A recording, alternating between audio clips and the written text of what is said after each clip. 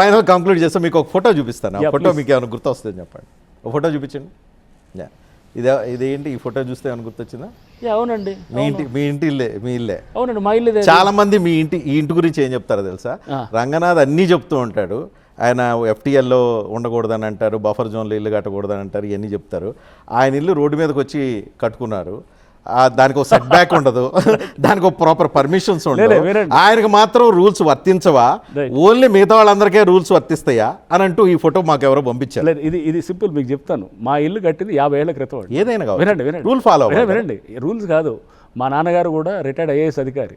Rules అంటే మా నాన్నగారు 100 రూల్స్ తర్వాత ఏదైనా ఉంటాడు అనమాట. అట్లాంటి సెట్ బ్యాక్ ఉందా? మీ ప్రాపర్ సెట్ బ్యాక్ ఉందా? మీద వచ్చి కొలతలు వేసుకోవచ్చు అండి. మీరు టేప్ తీసుకుని ఇప్పుడేం కరెక్షన్ కాదు. మీరు ఇంతకుముందు ఇల్లు మీరు ఒకవేళ ఉంటే కానీ గూగుల్లో మీరు కొలతలు వేసుకోవచ్చు. కొలతలు వేసుకొని సెట్ బ్యాక్ ఉందా? సెట్ బ్యాక్ కాదు, మీరు కట్టిన GHMC అనుమతులు ఉన్నాయి. అంగుళం కూడా అన్నిటికీ అనుమతులు ఉంటాయి మా దగ్గర. ఇది ఇప్పుడు కట్టింది 50 ఏళ్ల క్రితం అండి. ఇప్పుడు ఎవడో చెప్పాడు బఫర్లో ఉందని అంటాడు. ఆ చెరువు ఏమో ఎక్కడో ఉంటుంది. కృష్ణకాంత్ పార్క్ బఫర్ జోన్ కదా ఇదంతా ఉంది. ఇప్పుడు రజనీకాంత్ గారు ఈ కాలనీ అంతా మీరు ఉండే మధురానగర్ కాలనీ అంతా బఫర్లో ఉందంటారా? కృష్ణనగర్ ఒకప్పుడు కృష్ణకాంత్ పార్కే కదా. వినండి, ఇదే నేనేది రజనీకాంత్ గారు. చాలా మంది పూర్తి అవగాహన, ఎందుకంటే నేను కూడా ఆ దగ్గరలోనే నివాసం ఉంటాను. మీకు చెప్తాను, వినండి. ఆ వెనకాల ఉండే కృష్ణకాంత్ పార్క్ ఒకప్పుడు చెరువు. అది చెరువు కట్ట ఉందనుకోండి, కట్ట కింద ఎప్పుడు బఫర్ జోన్లు ఉండవండి. చెరువు కట్ట పైన ఉంటాయన్నమాట. మేము ఉండే చెరువు కట్ట కింద కిలోమీటర్ అవతల ఉంటాం మేము. చెరువు కట్ట కింద ఎక్కడ బఫర్ జోన్లు FTL ఉండవు. ఎందుకంటే కట్ట నీళ్ళు ఆపుతుంది. నీళ్ళు ఆపినప్పుడు పైకి ఉండాలి FTL బఫర్. ఆ సింపుల్ కామన్ సెన్స్ లేకుండా చాలామంది మా మీద మీరు FTL బఫర్లు ఇది ఏం చేస్తున్నాం. మా నాన్న 91 ఏళ్ళు లిఫ్ట్ కట్టుకుంటున్నాం అనమాట. మేము లిఫ్ట్ పైకి రావడానికి కష్టం అవుతుందని మేమంతా మా ఇంట్లో మేము ఉంటాం అనమాట. 50 ఏళ్ళ క్రితం కట్టిన ఇల్లు ఇది. సో మా ఫాదరు ఒక్కళ్ళే ఉంటారు. మా మదరు ఎప్పుడో 2000 సంవత్సరంలోనే క్యాన్సర్తో చనిపోతే అప్పటి నుంచి మా ఫాదర్ మాతోటి ఉన్నారు. మా ఫాదర్ని వదిలి మేము బయటికి నాకు వేరే అకామిడేషన్ ఇస్తానా కానీ వెళ్ళనని చెప్పేసి మా తండ్రి గారి దగ్గరే మేము ఉంటున్నాం అనమాట. సో లిఫ్ట్ కడుతూ ఇప్పుడు ఏం చేస్తున్నాం, కొన్ని బేసిక్స్ మేము మోడిఫికేషన్ చేసుకుంటూ ఆ డ్రైనేజ్ 50 ఏళ్ళు అయింది కదా అని చెప్పి చిన్న చిన్న వర్కులు చేసుకుంటున్నాం. ఎక్కడ బఫర్లు సెట్ బ్యాకులు ఇవన్నీ ఏమి లేవు. సో చేసేది కొన్ని మేము మోడిఫికేషన్స్ ఆఫ్ ఏది గోడ ఉందనుకోండి, గేట్ ఉందనుకోండి, గేటు మార్చి తీసి వేరే గేటు పెట్టుకుంటున్నాం. అంతే తప్ప కానీ ముందు జరగటాలు వెనక జరగటాలు ఏమీ లేవు. ఎవడైనా వచ్చి అనుమానం ఉంటే కనుక వచ్చి టేబుల్తో వచ్చి కొలతలు తీసుకోవచ్చు అనమాట. కొలతలు వేసుకొని చూడవచ్చు. సరే, ఎవరైనా వస్తారో చూద్దాం. కొలతలు తీసుకోమనండి, ఏమైనా చేసుకోవచ్చు అండి. సో ఫైనల్గా రంగనాథ్ గారు, మీరు హైడ్రా జాబ్ మీకు సాటిస్ఫాక్షన్ ఇచ్చిందా, పోలీస్ జాబ్ సాటిస్ఫాక్షన్ ఇచ్చింది? ఒకటండి, పోలీస్ జాబ్ డెఫినెట్గా చాలా సాటిస్ఫాక్టరీ ఉంటుంది. హైడ్రా అనేది మోర్ ఇంపాక్ట్ఫుల్ జాబ్ అనమాట. అంటే బహుశా నాకు ఇది ఇంత ఒక మంచి ఆపర్చునిటీ, అంటే సొసైటీని నిజంగా ఒక ఇంపాక్ట్ఫుల్గా నెక్స్ట్ బహుశా హైడ్రా చేసే పని 100 ఏళ్ల తర్వాత, అంటే మీకు దీని ఇంపార్టెన్స్ అర్థమయ్యేది కూడా మీ పిల్లలు మీ మనవాళ్ళు వాళ్ళకి అర్థం అవుతుందండి. ఎప్పుడైనా మీరు ఎందుకు వచ్చింది రా బాబు ఈ కమిషనర్ రెస్పాన్సిబిలిటీ ఎందుకు తీసుకున్నాను అనిపించింది? అలా లేదు. ఈ తిట్లు శాపనార్థాలు చూసిన తర్వాత, ఈ తిట్లు శాపనార్థాలు కాదు, చాలా సందర్భాల్లో మేము అంటే కొన్ని మేము ఇప్పుడు మీరు అన్నారు చూపించారు, కొన్ని కూలగొట్టినప్పుడు నిజంగా ఆలోచన చేసినప్పుడు రాత్రి అర్ధరాత్రి 2ంటికి మెలకు వస్తుంది. మెలకు వచ్చి 4-5 దాకా మెలుకోగా ఉంటాను. ఉండి మనం చేసేది రైటా రాంగా అని చెప్పేసి అనిపిస్తుంది అనమాట. అనిపించినప్పుడు బెంథమ్స్ యూటిలిటేరియన్ ప్రిన్సిపల్ ఉంటుంది, మ్యాక్సిమైజేషన్ ఆఫ్ పబ్లిక్ గుడ్. అంటే మనం చేసేటటువంటిది కొంతమంది నష్టపోయినా, ఒక 5-10 మంది నష్టపోయినా, వేల మంది లక్షల మంది లాభపడితే కనుక you are doing a right thing అనేది అనుకుంటూ అటువంటి ప్రిన్సిపల్స్ తోటి ఆ ఐడియాలజీతోటి ముందుకు పోతున్నాం.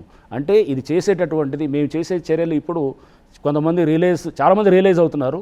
రియలైజ్ కాని వాళ్ళకి బహుశా ఫ్యూచర్లో కొన్ని సంవత్సరాల్లో వాళ్ళకి అర్థమవుతుంది అనమాట మేము చేసే పనులు, దీని వచ్చిన మార్పులు అని అనమాట.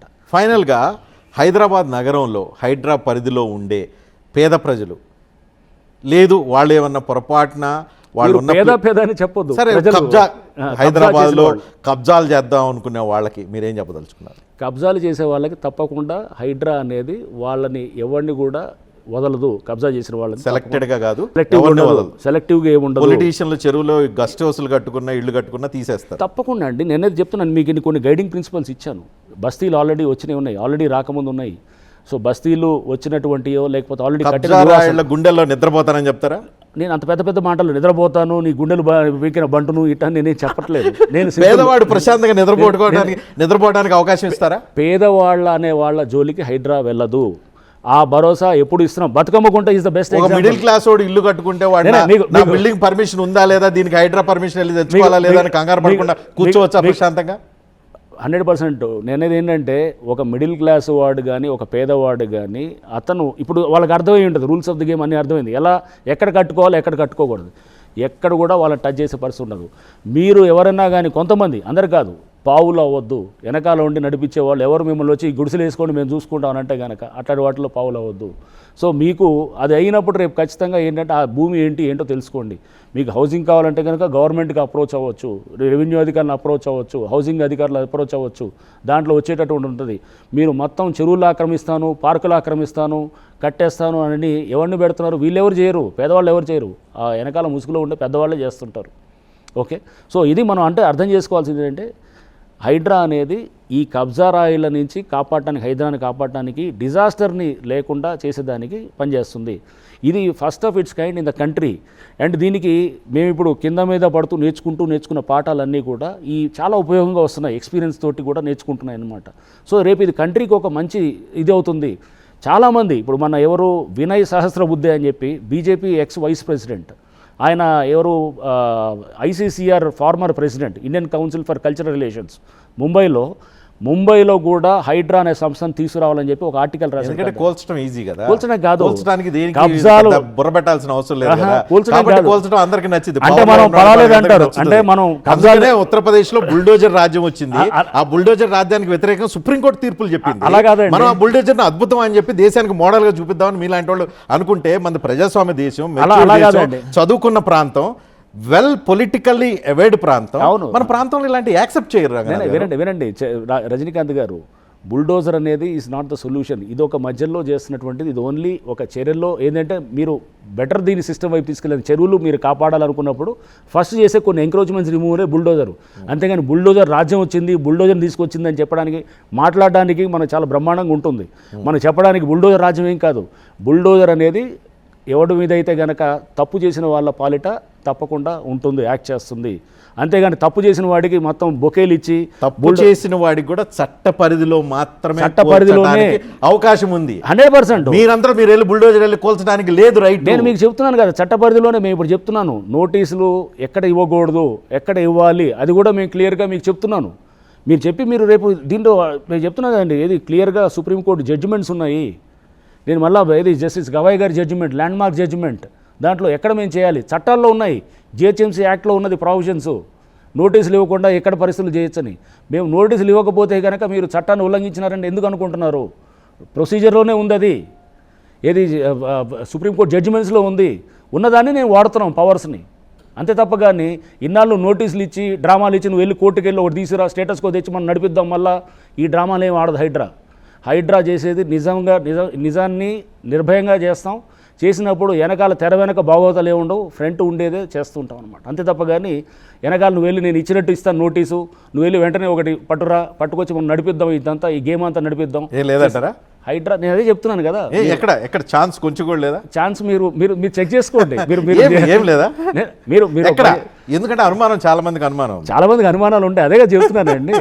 మీరు ఒకసారి చెక్ చేసుకోండి, చెక్ చేసుకున్న తర్వాత ఎక్కడన్నా ఉంటే కనుక. కల్వకుంట్ల కవిత నేరుగా ఆమె థ్రెటన్ చేస్తుంది, దీని వెనుకున్న లాల్చిని బయట పెట్టి ఈడుస్తాను అని బెదిరిస్తున్నారు. ఆమె ఏమంటుంది వినండి, కవిత గారు చెప్పింది నేను అదే చెప్తున్నాను, మళ్ళీ మొదటిగా వస్తున్నాం మనం. నేను చెప్పింది మేము ఇచ్చిన లెటర్నే మళ్ళీ బయట పెట్టి మీరు బయట పెట్టారు, మీరు చూస్తే మీరు యాక్ట్ చేయలేదు. అదే కదా, లెటర్ ఇచ్చి ఏం జరిగింది, మధ్యలో ఏం జరిగింది బయట పెట్టండి అని అడుగుతుంది. మీరు ఇచ్చిన లెటర్ తీసుకుని చెప్తున్నారు.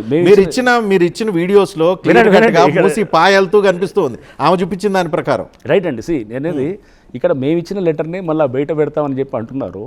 మేము ఇచ్చింది మేము రాసాము, అది పేపర్లో కూడా వచ్చింది, అది అన్నిట్లో వచ్చింది, బహిరంగం అయింది. ఇంకా బహిరంగం చేసేది ఏంటండి, అక్కడ హిందీలో ఇచ్చారు, సాక్షిలో రాశాడు, చాలా పేపర్స్లో ఇచ్చారు, అదంతా కూడా చాలా వాటిల్లో బయటకు వచ్చి మొత్తం దాన్ని పబ్లిక్ అయింది కూడా.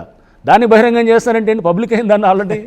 సో మీరు బీయింగ్ ఏ హైడ్రా కమిషనర్, ఈ పొలిటికల్ థ్రెట్ బీఆర్ఎస్ పార్టీ నుంచి, ప్రతిపక్షాల నుంచి, లేకపోతే ఈవెన్ బీజేపీ నుంచి, ఈటెల రాజేందర్ కూడా చాలా చోట్ల తిరుగుతూ ఉన్నారు, వాళ్ళందరి నుంచి మీకు ఏం థ్రెట్లు కానీ ఏం లేవా?